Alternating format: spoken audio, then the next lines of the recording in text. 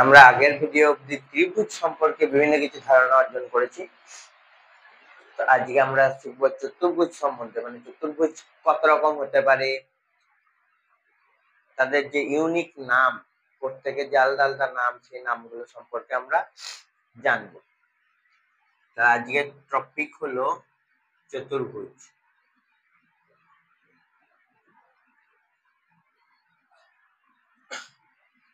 তাহলে চতুর্ভুজ মানে চারটি ভুজ, অর্থাৎ চারটি বাহু। তাহলে চতুর্ভুজ কাকে বলবো? চারটি বাহু দ্বারা সীমাবদ্ধ সমতলিক ক্ষেত্রকে আমরা চতুর্ভুজ বলবো। কি বললাম? চারটি বাহু দ্বারা সীমাবদ্ধ সমতলিক ক্ষেত্রকে চতুর্ভুজ বলবো। চারটি বাহু দ্বারা সীমাবদ্ধ অর্থাৎ চারটি কোণও থাকবে। এবার চতুর্ভুজ বিভিন্ন রকম হতে পারে। প্রথমে আমরা যদি ভাবি আয়তক্ষেত্র নিয়ে যদি আমরা আলোচনা করি,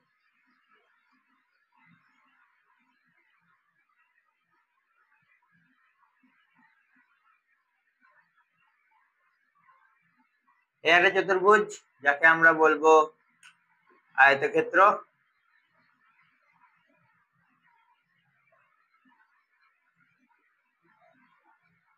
অর্থাৎ আয়তক্ষেত্র মানে আমরা কি বুঝছি, যে এরও চারটি বাহু, অর্থাৎ এটা চতুর্ভুজ। কিন্তু এই চতুর্ভুজটা কি চারটি বাহুর দৈর্ঘ্যর মধ্যে বিপরীত বাহু দৈর্ঘ্যগুলো সমান, অর্থাৎ এর এই দুটিকে দৈর্ঘ্য বলবো, এই দুটিকে প্রস্থ। বিপরীত বাহুগুলোর সমান। তাহলে যে চতুর্ভুজের এক জোড়া বিপরীত বাহুর দৈর্ঘ্য সমান এবং প্রতিটি কোণ 90 ডিগ্রি, অর্থাৎ এই আমরা লম্ব নিয়ে যে আলোচনা করেছিলাম জ্যামিতিতে, তাহলে এটা কি একটা সরলরেখা একটা সরলরেখার উপর যদি 90 ডিগ্রি কোণ করে যদি থাকে, তখন সেটা হলো লম্ব। অর্থাৎ এটা 90 ডিগ্রি কোণ করে আছে। এটা এই চারটি বাহুর মধ্যে, যে প্রতিটি বাহুর মধ্যে যে কোণগুলো উৎপন্ন করেছে, প্রতিটি কোণই 90 ডিগ্রি। তাহলে এটা হলো আয়তক্ষেত্র। এবং এর যে কোণ দুটির মধ্যে আমরা সম্পর্ক ঘটাই, অর্থাৎ প্রতিটি কর্ণ, কোণ দুটিকে আমরা যোগ করলে কি পাবো? কর্ণ পাবো। এই কোণটার সাথে এই কোণটা, এই কোণটার সাথে এই কোণটাকে যদি আমরা যোগ করি, তাহলে এর মধ্যে এই দুটো তৈরি হলো কর্ণ। কর্ণ, এই দুটোই কি বলবো আমরা? কর্ণ। এবং এর কর্ণ দুটো পরস্পরকে ছেদ করছে এবং কর্ণ দুটির দৈর্ঘ্য সমান। যখন বিপরীত বাহুগুলির দৈর্ঘ্য সমান হবে, অথবা প্রতিটি বাহুর দৈর্ঘ্য যদি সমান হয়, তাহলে তাদের কর্ণের দৈর্ঘ্য সবসময় কি হবে? সমান হবে। তাহলে আয়তক্ষেত্রের আমরা কি কি পেলাম? দৈর্ঘ্য পেলাম, প্রস্থ পেলাম, কর্ণ পেলাম। এইগুলো হলো প্রস্থ, আর এই লম্বা যেগুলো দৈর্ঘ্য, যাদের দৈর্ঘ্য বড়, সেগুলোকে আমরা আসলে বলবো দৈর্ঘ্য। আর এই দুটো হলো কর্ণ, এই দুটো হলো কর্ণ। তাহলে আমরা এখান থেকে কর্ণের একটা সূত্র ধারণা করতে পারি। এই কিছু সূত্র, এর গুরুত্বপূর্ণ কিছু সূত্র আছে আয়তক্ষেত্রে। তাহলে কি কি আমরা সূত্র পেতে পারি সেটা দেখাচ্ছি। যদি আমরা প্রথমে কর্ণ সূত্রটা আলোচনা করি, কর্ণ হলো √, দৈর্ঘ্য স্কয়ার প্লাস প্রস্থ স্কয়ার। আর এই গোটা চারিধারকে একবার যদি পুনরাবর্তন করে, চারিধারকে যদি আমরা ঘুরে আসি, তাহলে সেটাকে বলবো পরিসীমা। তাহলে পরিসীমার সূত্র হলো, কোন অঙ্কতে পরিসীমা এগুলো বার করতে দিতে পারে। তাহলে পরিসীমার সূত্র 2 গুণিত দৈর্ঘ্য যুক্ত প্রস্থ। এই সবগুলোরই একটা করে একক থাকে। এবং আর একটা কি? ক্ষেত্রফল। ক্ষেত্রফল কি হবে? দৈর্ঘ্য গণিত প্রস্থ। যেহেতু এটা গুণ হয়ে যাচ্ছে, তাই দুটি একককে গুণ করলে কি হবে? বর্গ একক। আশা করছি তোমরা আয়তক্ষেত্র নিয়ে তোমাদের আর কোনো ডাউট থাকবে না, তোমরা বুঝতে পারলে। আয়তক্ষেত্র নিয়ে কিছু অসুবিধা থাকলে অবশ্যই কমেন্টে জানাবে। তাহলে এই হলো চতুর্ভুজের একটা ধাপ আয়তক্ষেত্র। এরপর আমরা শিখবো অন্য একটা ধাপ, যেটাকে আমরা বলবো বর্গক্ষেত্র।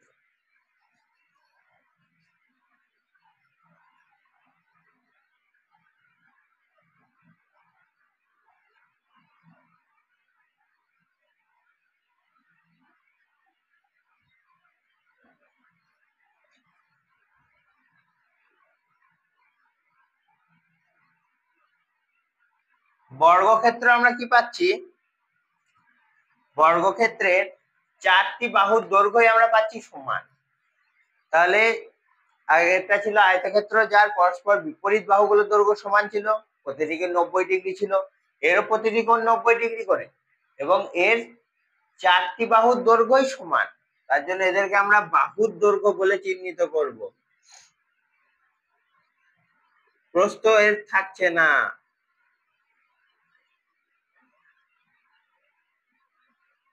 তাহলে এরও আমরা কর্ণ পাবো, এবং কর্ণ দুটোর দৈর্ঘ্য কি হচ্ছে, এখানে সমান হচ্ছে।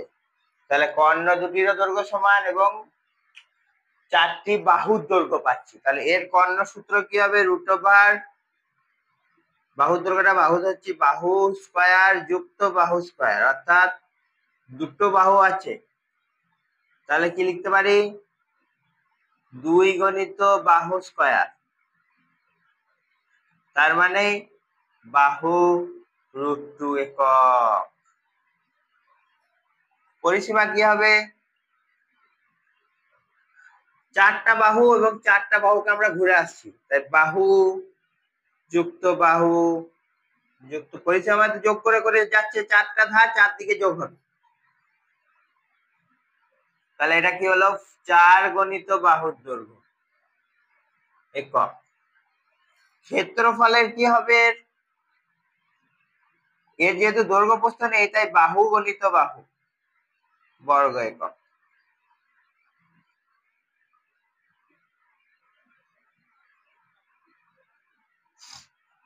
তাহলে বর্গক্ষেত্র নিয়ে আশা করছি তোমাদের মধ্যে একটা ভালো ধারণা এলো, মানে বুঝতে তোমরা পারছো। বুঝতে না পারলে অবশ্যই কমেন্টে জানাবে।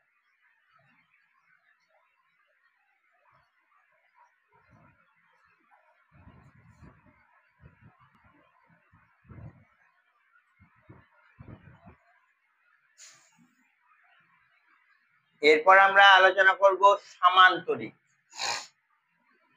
এটা নাম হলো সামান্তরিক। এরও আমরা দৈর্ঘ্য প্রস্থ পাচ্ছি। এর কি হচ্ছে, বিপরীত বাহুগুলির দৈর্ঘ্য শুধু সমান তা নয়, সমান্তরালও বলতে পারি আমরা, কারণ এটি 90 ডিগ্রি কোণে ছেদ করছে না। তাহলে বিপরীত বাহুগুলির দৈর্ঘ্য সমান এবং সমান্তরাল। তাহলে যে চতুর্ভুজের বিপরীত বাহুগুলির দৈর্ঘ্য সমান এবং সমান্তরাল, তাদেরকে বলবো আমরা সামান্তরিক। এদের বাহুগুলোর দৈর্ঘ্য সমান এবং সমান্তরাল, এবং কর্ণগুলোর দৈর্ঘ্য সমান নয়। দেখো, একটা কর্ণ বড় একটা কর্ণ ছোট, তাহলে কর্ণগুলোর দৈর্ঘ্য সমান হবে না। বাহুগুলো সমান এবং সমান্তরাল, তাহলে এদের বাহুগুলি, অর্থাৎ এই চারটি যে বাহু আছে, বিপরীত বাহুগুলি, শুধু বাহু নয়, এখানে এই বাহু আর এই বাহু, অর্থাৎ প্রস্থ দুটি আর দৈর্ঘ্য দুটি, তাহলে বিপরীত বাহুগুলি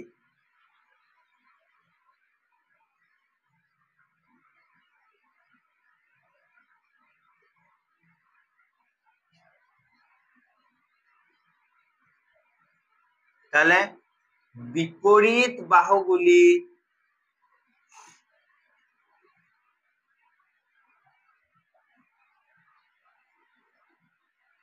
পরস্পর সমান এবং সমান্তরাল। তাহলে বিপরীত বাহুগুলির দৈর্ঘ্য পরস্পর কি হলো, সমান এবং সমান্তরাল। আর কর্ণগুলি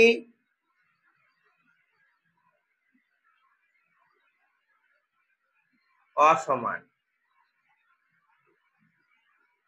এদের কর্ণগুলো কিন্তু সমান নয় এবং কর্ণগুলো পরস্পরকে সমদ্বিখণ্ডিত করেছে কিন্তু সমকোণে নয়। আগে যেটা আমরা আয়তক্ষেত্র বা বর্গক্ষেত্র বার করলাম সেগুলো কর্ণগুলো সমকোণে সমদ্বিখণ্ডিত করেছে, কারণ ওদের বাহুগুলোর দৈর্ঘ্যও সমান, কর্ণগুলোর দৈর্ঘ্যও সমান ছিল, এর কর্ণগুলোই সমান না। তাহলে বোঝা গেল সামান্তরিক সম্বন্ধে আশা করি তোমাদের একটা আইডিয়া আছে। এবার আমরা সামান্তরিকের মতনই, কিন্তু এটা যেমন আয়তক্ষেত্রের মতন শুধু একটু বেঁকা পারা, আর ওটা হবে রম্বস। এরপরে আসবো আমরা রম্বস, যেটা বর্গক্ষেত্রের মতো একটু বেঁকা পারা।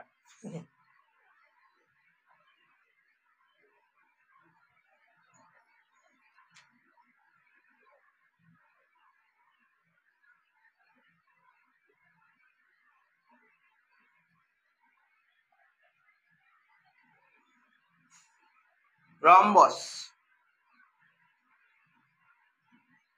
এর কি হলো,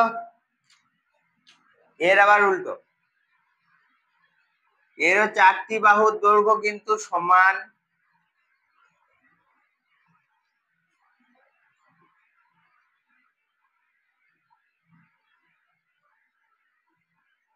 ভালো করে হলো না ছবিটা।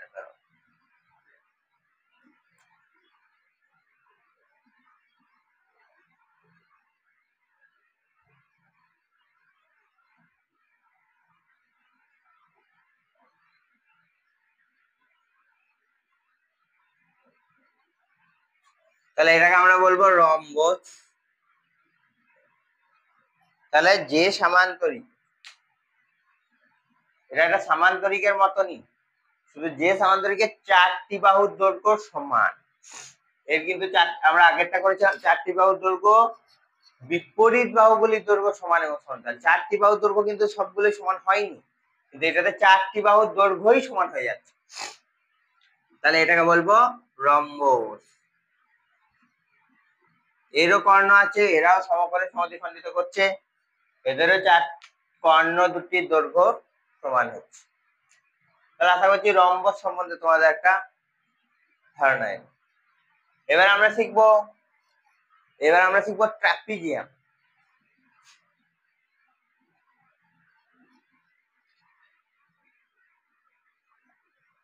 বাড়ির চালার মতো দেখতে,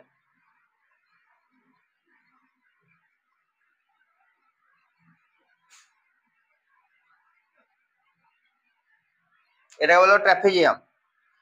এর বাহুগুলো সমান্তরাল হবে, বিপরীত বাহুগুলো সমান্তরাল, কিন্তু এর কোনো বাহু সমান নয়। এটা হলো ট্রাপিজিয়াম। এরও কর্ণ আঁকা যাবে, কিন্তু এর সমস্ত বাহুগুলোর দৈর্ঘ্য অসমান, এটা মনে রাখতে হবে, এবং দেখতেও এরকম।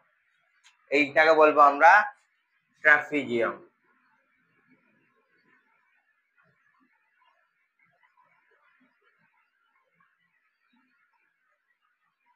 এরও কর্ণ আঁকা যাবে, কর্ণগুলো সমান হবে না। তাহলে আশা করি তোমরা ট্রাপিজিয়াম সম্পর্কে ধারণা পেলে। তাহলে চতুর্ভুজে যে সমস্ত আমরা ভাগ কটি করলাম, প্রথমে আমরা শিখলাম আয়তক্ষেত্র, তারপরে বর্গক্ষেত্র,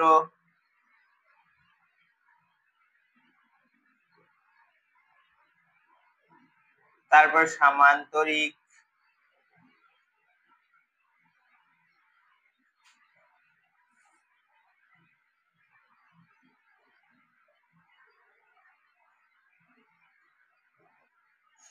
তারপর রম্বস, তারপর ট্রাপিজিয়াম।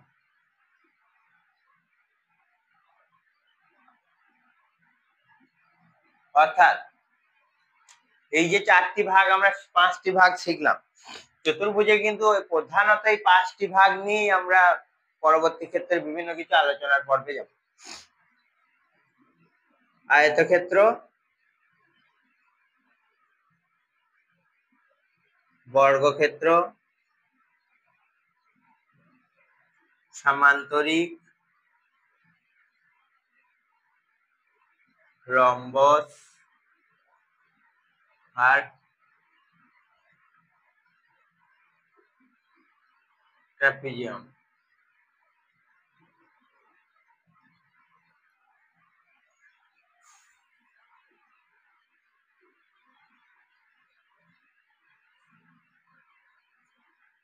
তাহলে আশা করছি তোমরা চতুর্ভুজের প্রধান যে 5টি ভাগ সে কটিকে নিয়ে ধারণা পেলে। আজকের মতো এতদূর। ভিডিওটি ভালো লাগলে অবশ্যই লাইক, শেয়ার এবং সাবস্ক্রাইব করবে। ধন্যবাদ।